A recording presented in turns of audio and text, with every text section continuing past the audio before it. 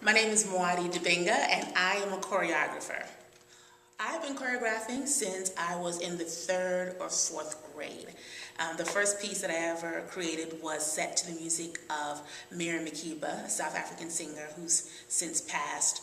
The name of the piece and the title of the song was I Shall Sing, and I created it with my sisters, Shamba and Musau, when we were living in Peabody Terrace in Cambridge. And it's funny, I have been hesitant about outing myself as a choreographer for a while because I've had an opportunity in my lifetime to take class from and work with some of the greatest choreographers, I think, of our time.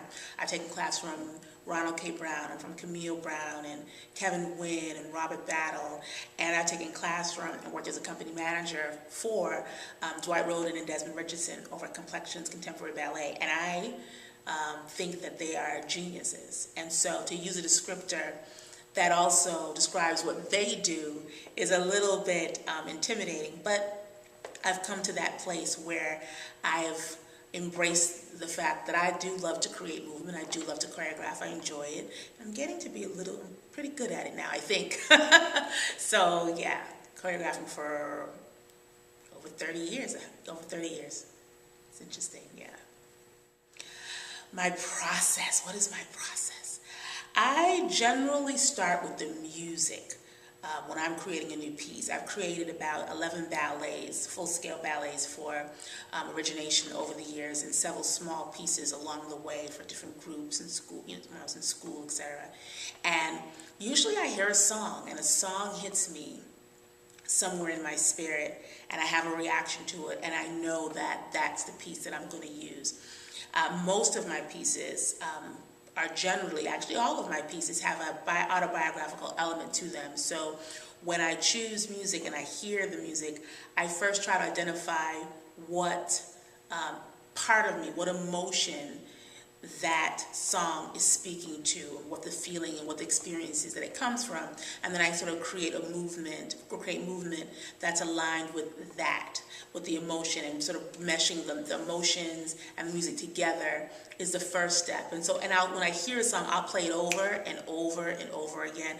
If I'm on the treadmill, if I'm on the bicycle, or walking down the street, I will have my headphones on, and I'll listen to that track just over and over again until my body and mind it gets infused in me, it settles in me, and then the movement comes from that. And then I go into the studio and start to work. This piece is called Orchestrated Chaos, and it's set to music, composed and produced by a group called Nuttin' But Strings. They mesh or meld classical violin with a little bit of hip-hop, with a little bit of R&B music. So it's a very different type of music for me to create too. I was introduced to the song rather, by Giovanni Soto, who's another choreographer on the program. And when I heard it initially, I knew that that's what I wanted to choreograph to. And Orchestrated Chaos examines this idea that despite what's going on in the world around us, when it does get chaotic, or when things seem to be out of sync and people seem to be going crazy, and the world seems to be going crazy, there's a universal intelligence. Some people call it God or Spirit, the universe. It goes by many names, but there is a master planner.